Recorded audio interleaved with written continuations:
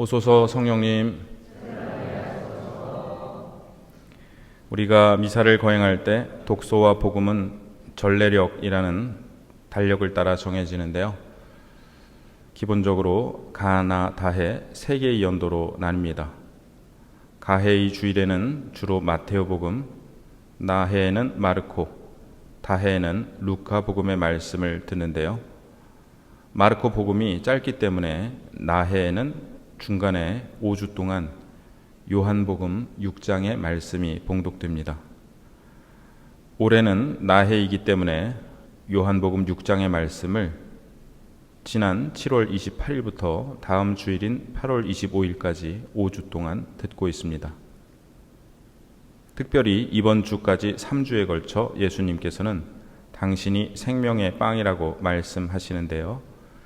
그 의미는 조금씩 차이가 있습니다. 예수님께서 생명의 빵이신 이유가 지난주 복음까지는 주로 하느님의 지혜, 계시, 하느님 말씀이시기 때문이었다면 이번 주는 성체 성사 안에서 생명을 주시기 때문이라는 것을 직접적으로 말씀하십니다. 오늘 일독서에서 지혜는 7개나 되는 기둥을 깎아 큰 집을 지었는데 지혜가 내 빵을 먹고 내가 섞은 술을 마시라고 말합니다. 이 지혜는 예수님을 상징합니다. 이 독서에서 바오로 사도는 지혜로운 사람으로서 어떻게 살아가야 하는지 살펴보라고 하시며 성령으로 충만해지라고 권고하십니다. 지난 8월 15일 성모 승천 대축일에 19명의 초등학생들이 천영송체를 했습니다. 작년까지는 천영송체 교리를 여름에 매일 계절학기처럼 운영했는데 올해는 6개월 동안 매주 교리 수업을 하는 형태로 진행했습니다. 보좌 신부님과 수녀님, 선생님들께서 수고를 많이 해주셨는데요. 작년에 천영송체를 한 초등학교 4학년 아이가 제게 이런 말을 하더라고요. 나 때는 여름 내내 매일 교리에서 힘들었는데 요즘 애들은 쉽게 하네요. 이제 초등학교 4학년도 나 때는이라는 말을 쓰네요. 저는 초등학교 4학년 때 천영송체를 했는데요. 저도 여름에 매일 교리 수업을 받으며 문답으로 정리된 교리를 매일 몇 개씩 외우고 다 외웠는지 수녀님께 검사를 받고 집으로 돌아갔습니다. 예를 들어 우리가 예수님을 받아 모시면 어떻게 됩니까? 라는 질문이 있는데요.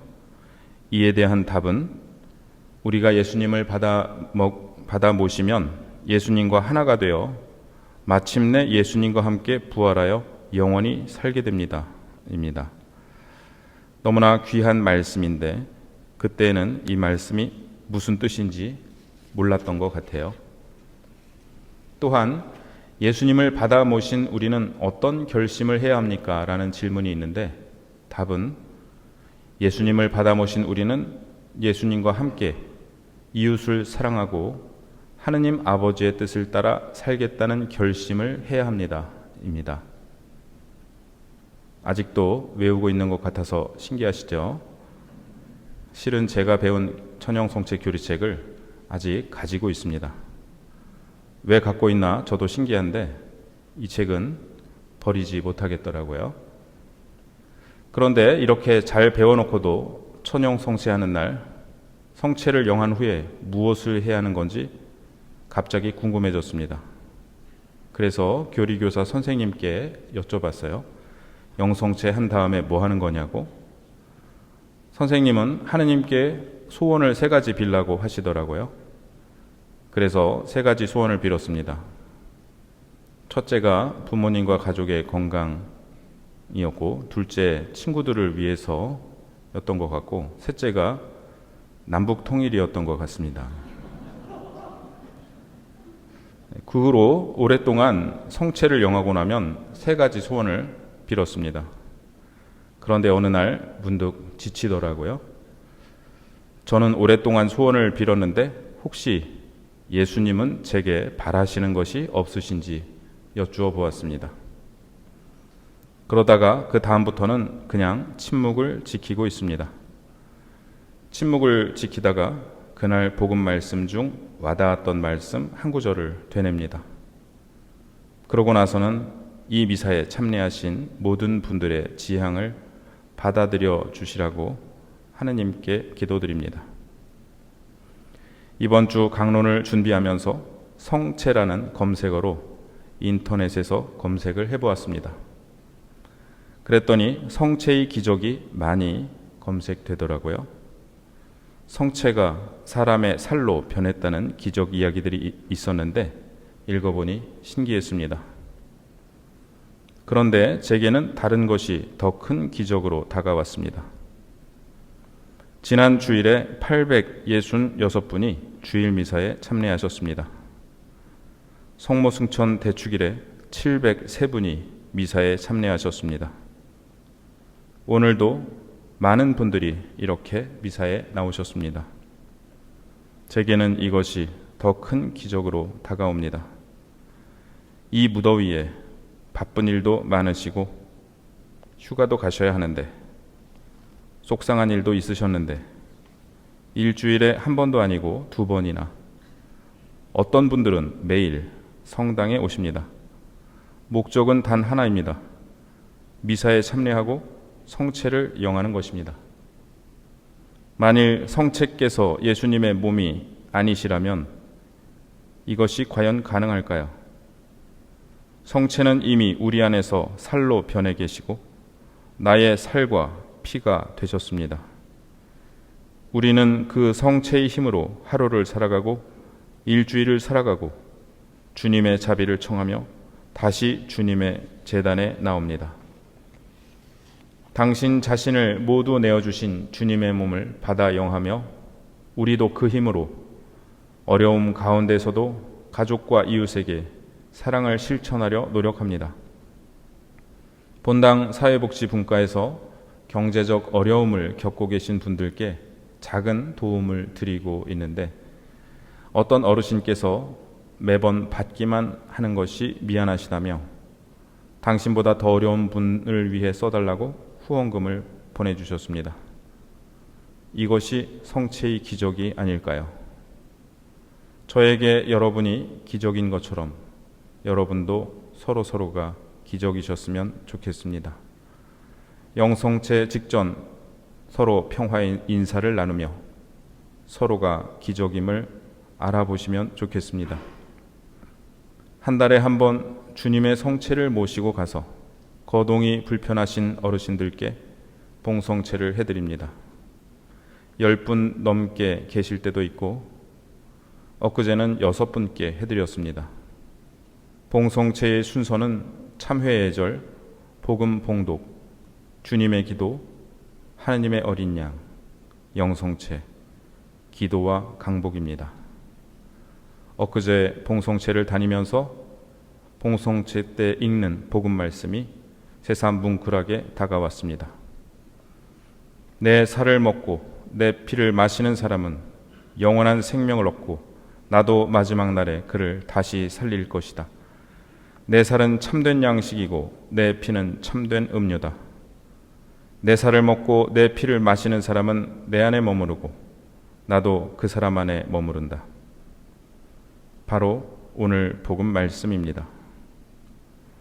누워 계신 자매님, 몸이 회복되면 한 번이라도 성당에 나오고 싶다고 말씀하시는 어르신, 마음은 간절하지만 아무런 말씀을 하실 수 없으신 형제님과 자매님, 입모양으로 눈동자로 간절한 염원을 말씀하시는 자매님들과 함께 매번 이 복음 말씀을 듣습니다. 내 살을 먹고 내 피를 마시는 사람은 내 안에 머무르고 나도 그 사람 안에 머무른다. 한 달을 성체의 힘으로 살아가시고 다음 달에 있을 영성체를 위해 또다시 한 달을 준비하고 계신 분들을 뵙는 것 또한 제게는 기적입니다. 우리는 병이 위중할 때 병자 성사를 받습니다. 병자 성사는 영혼과 육신의 회복을 주기도 하지만 어떤 때는 임종 전에 받게 되는 마지막 성사가 되기도 합니다. 병자 성사 때 역시 오늘의 복음 말씀을 듣습니다. 내 살을 먹고 내 피를 마시는 사람은 영원한 생명을 얻고 나도 마지막 날에 그를 다시 살릴 것이다. 우리는 예수님께서 진실하신 분이심을 알고 있습니다. 따라서 당신의 이 말씀을 지키시리라는 것을 우리는 알고 있고 믿고 있습니다. 올해 들어서도 여러분께 병자 성사를 드렸습니다. 건강을 회복하신 분도 계시고 세상을 떠나신 분도 계십니다. 언젠가 우리도 마지막 병자 성사를 받게 될 것입니다. 성사 안에서 오늘의 복음 말씀을 다시 듣게 될 것입니다. 이 말씀은 우리에게 마지막 희망이 되고 그래서 가장 큰 희망이 될 것입니다. 내 살을 먹고 내 피를 마시는 사람은 영원한 생명을 얻고 나도 마지막 날에 그를 다시 살릴 것이다. 이 말씀이 이루어지는 날 더 이상 다른 희망은 필요하지 않고 사랑만 남게 될 것입니다.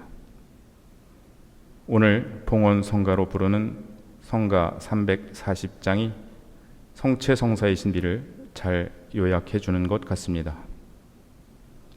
주 우리 구하고자 십자가 위에서 당신을 희생하여 성부께 드렸네. 이같이 큰 사랑이 또다시 있으랴. 나 이제 나를 바쳐 만극한 이 은혜 감사하나이다. 내 일생 모든 고난 주 앞에 드리며 이 몸을 희생으로 봉헌하옵나니 거룩히 강복하여 받아들이소서. 일생을 착히 살아 거룩한 주의 이름 현양하나이다.